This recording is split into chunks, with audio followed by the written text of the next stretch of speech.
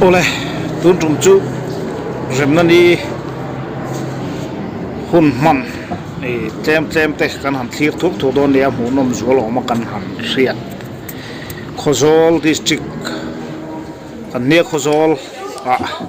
zaingen ran chu me hola hun kan mang dona he ta thin tlang kil khor atangin somna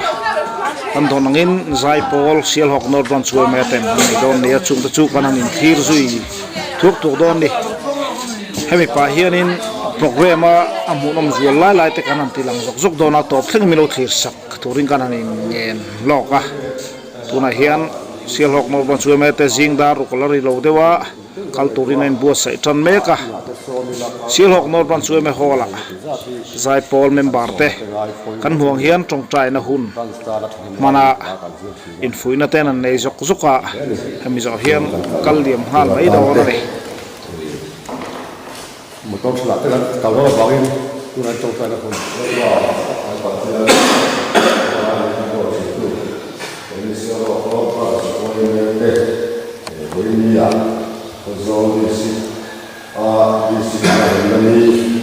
anh ông na học về mà thế thành vô giải phẫu để thủ đi xóm để ruột cần là ở India thì phong tin cần đâu đó na cũng là cả hai sản là để chết rồi thì nó tắm tắm bông mà chú là cả chú ăn đủ tiền mà thì cần thiếu gì chú phải cả hắn chụp về mặt chụp về tất cả các bạn là anh buat xảy ra thế để giải phẫu của tất cả các bạn để thì nó đi này đi đến là anh em đi chú cũng không thể phải so với người đi thế trung trai na hun man zo hian ngang kam tlan chuak ngal mai ta sumo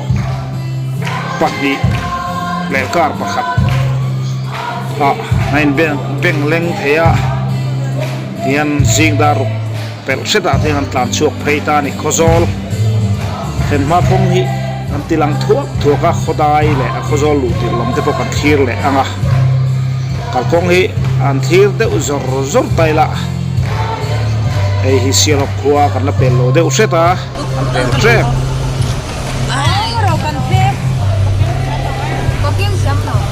Khozol kan lung trek tai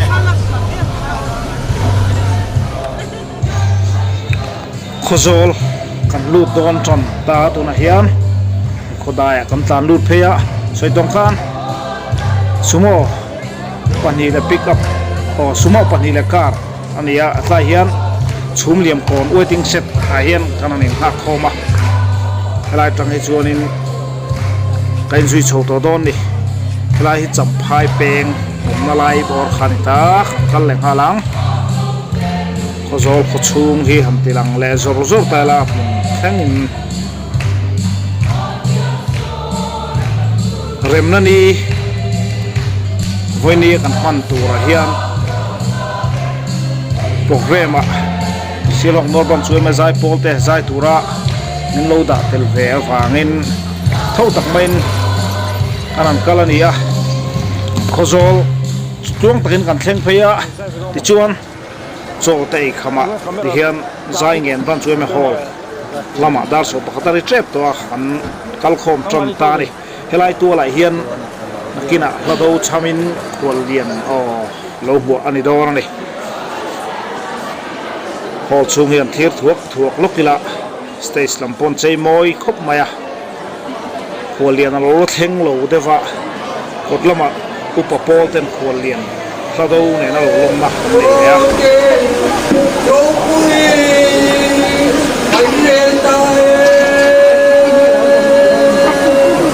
Hãy subscribe cho kênh Ghiền Mì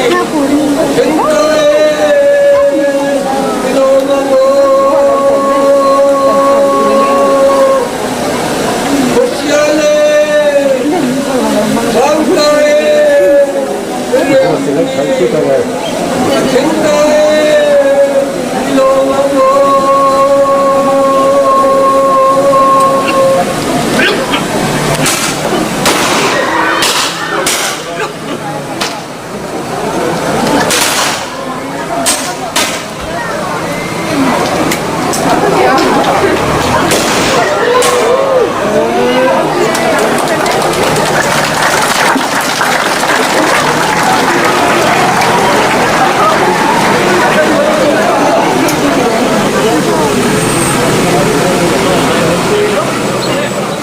hol bathara holian lo lom na hun mangzowa holian ten lo luta mi puin ding chungin lo chibaya program tan halania soitong khan athen azar chok an thir rom kan program ti kan jon main voina kan hun man tur tang puite ngai thailand voina kan chairman he pu ke ro ruwa deputy commissioner dia ladau tunapo na khan kan chief guest lo lom na MOP district MOP te ne changin kan nei to opening songs min nei saturian government high school tiền như ngành đi hàng rau mình rẻ sắm xe thì đáng là sẽ đôi đi tiền cần hút serving mất sắc tu tu khao upa PC rau mình liền na khu zone về sang cầu shen anh em welcome address chairman nên cho mình cần bên xây nga opening a khu zone district amateur con taekwondo association tên nên cho mình clear hậu bốc nga solo dan hun thari tin zai pol sial hong non branch wai men na chungin kan ngai thanga thu soi toi pu PC ro siama president sub headquarter YMA kan ngai thanga solo lal hun thari thu soi le price distribution kha kan chief guest min nei sakama tin zai pol MZE kusol headquarters ne chungin kan ngai thabo ko ni tin sirna ro king ten choi moi na hun voi ne kan mang do na chu kan chief guest min nei sakok do na ni zai pol XMNA in pamara kusol tene chungin kan ngai thabo ko nga tin voi ni culture item min nei sakuri PS kusol te sub headquarters YMA kusol te PS kusol te thar pastorate tene chungin kan thiro bok do na ni tin close kami nei sakuri kusol higher secondary school te India kan may sa bokto na nga photo thanks chairman at chungin kan na kabokto na ni ulit ang program ang kanan kaldaw upok bali nga voinihi remnani ang yangi kan pulami tacho ka remnani chibay ibu ton masapok telo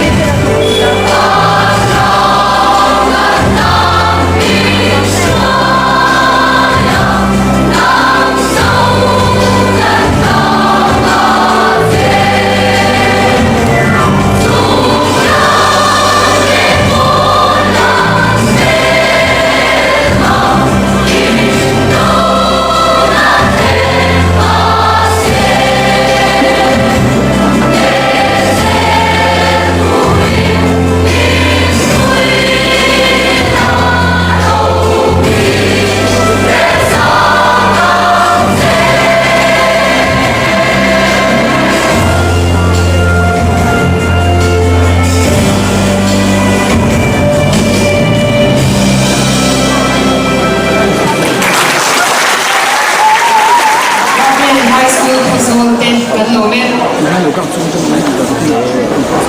welcome Jasmine soi sakuri kan chairman Uri me na ani di India supaya nena ingau tungkon mi puing kan kau bawa orang kiri tu ani mi huai sen ani. Tura chuan opening act nei turin Khazol District Amateur Taekwondo Association te ilo so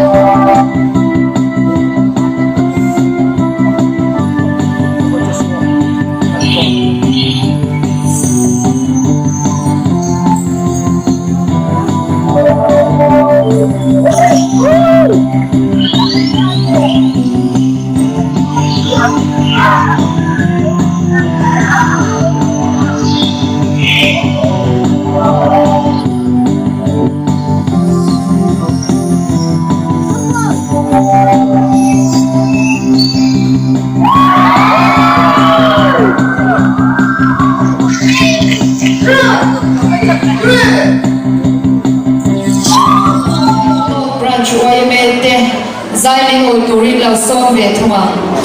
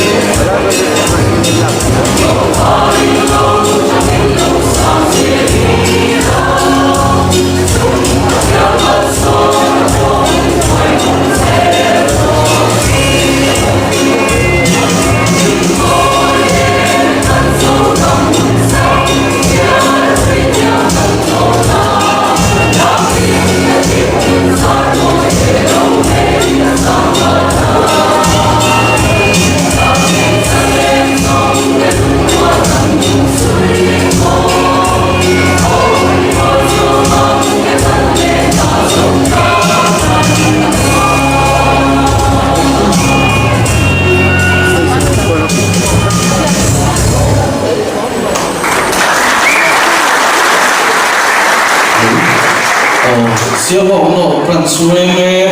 tất chung mà lòng thú cần suy đi vấn đề à giải bộ mỗi tập này tụi em siêu bộ vẫn trong in anh cần vòng phong à anh chung mà lòng thú cần suy ML Variety Store hi rong lel chiang fe che he do ra hian stationery right on toys le ano pang thil sakor pangpar gift item le birthday a impact ti sang te ni hiap le raincoat le achi dang danga an zuar chau mai he do ra hian eno pang lom a oma e puiting lom khen pon oma ni kan fa te han thui lai lai mun a hian lung ot in kan ho pui nge ngei ton ML Variety Store khozol zu chi venga hian ton leng lu vela ifa te du zong zirlano pangani mo le khala zirlo te po a zir sang du to khain nan du le mamo a fekani zirlai bu lam thil le khazir na kai noyam chi po a chikima in in chum sekre khan khoina tu a tisak kan soi sek lo tam lu tu ton leng lu vela semayang in lama khol khuwa ta ka tang po du kan omani pon kan thom theni ML Variety Store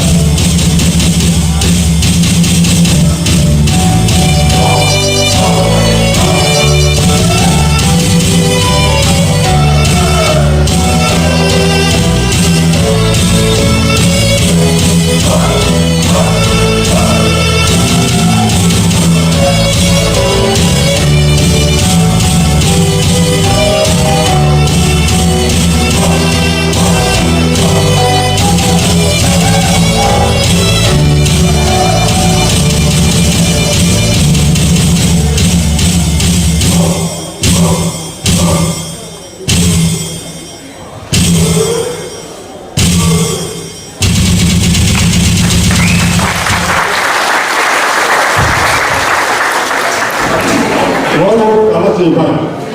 vẫn bữa lầu lắm mu tổ rồng rồng tiếng để bóc à với mía cắn thua liền hi lâu từ bao giờ còn ra thầy đón lầu lâu ra về từ đó đi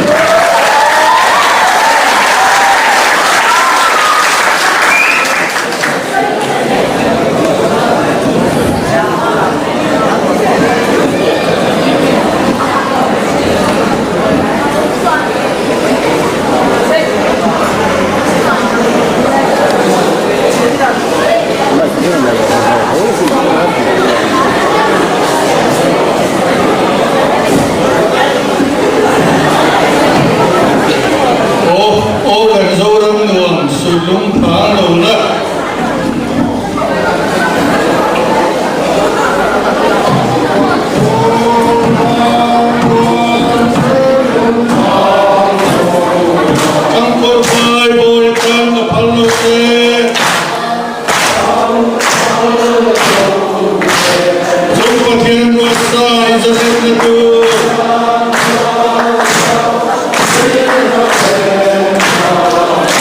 để không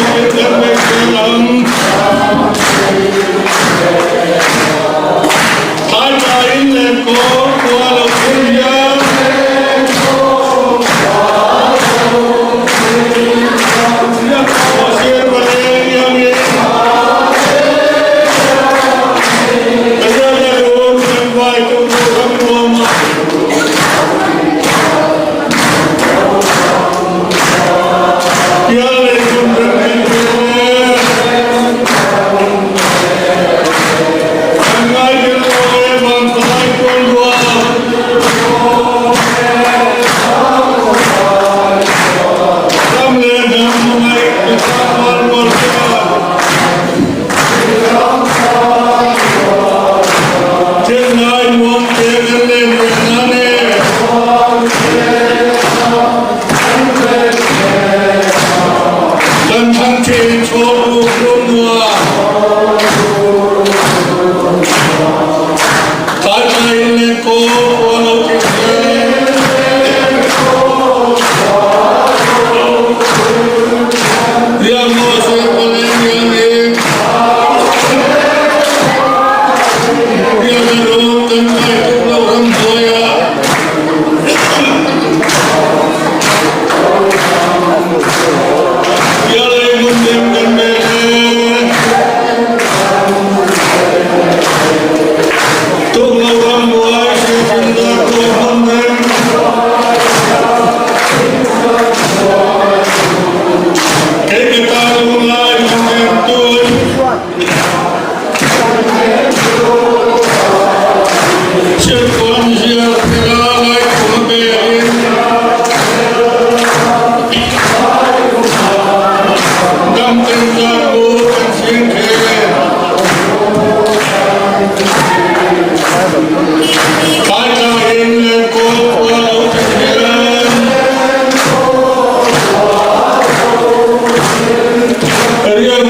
hấp dẫn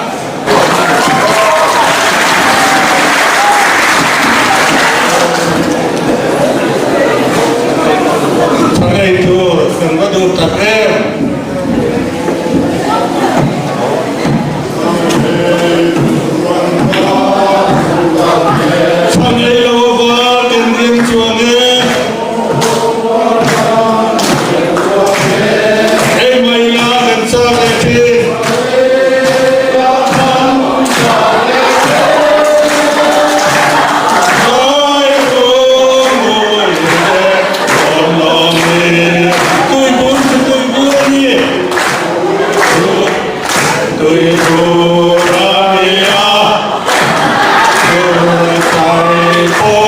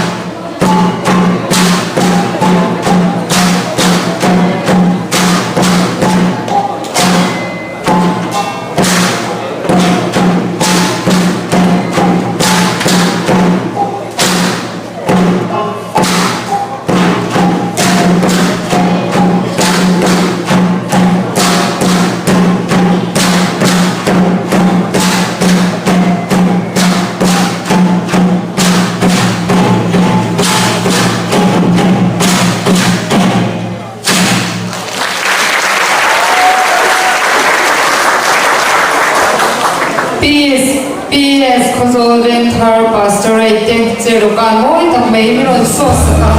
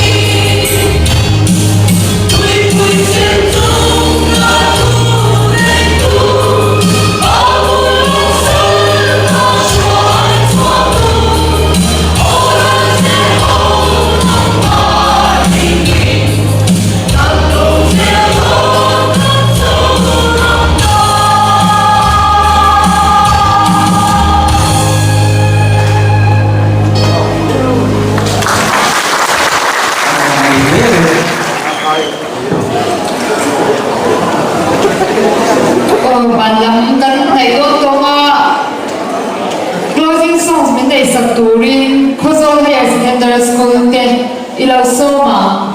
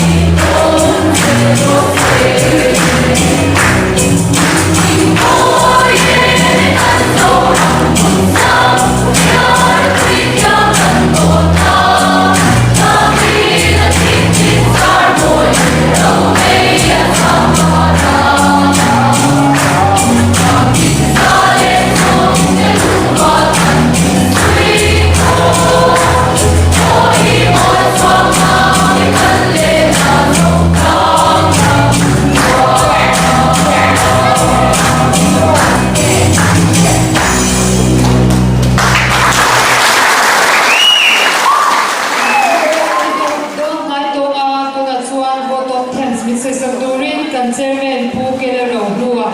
deputy commissioner khuzol le suma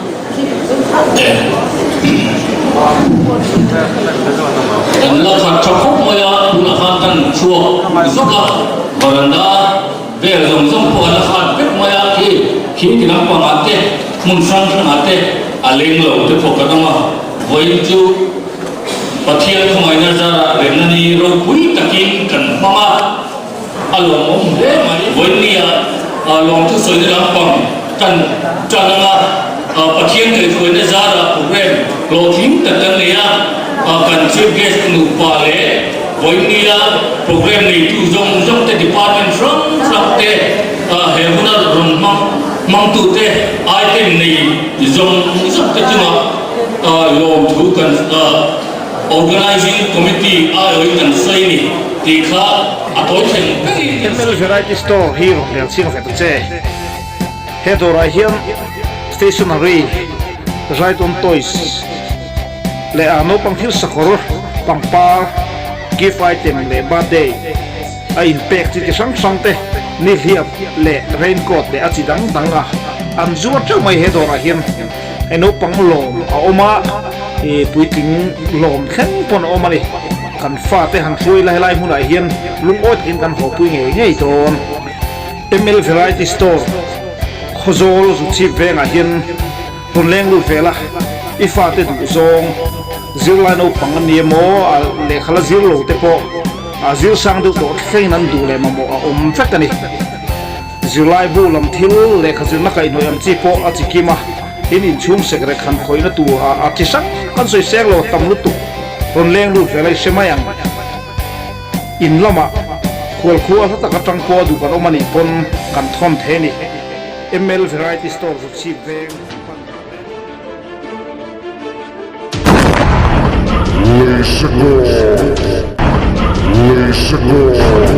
Lisa Gore.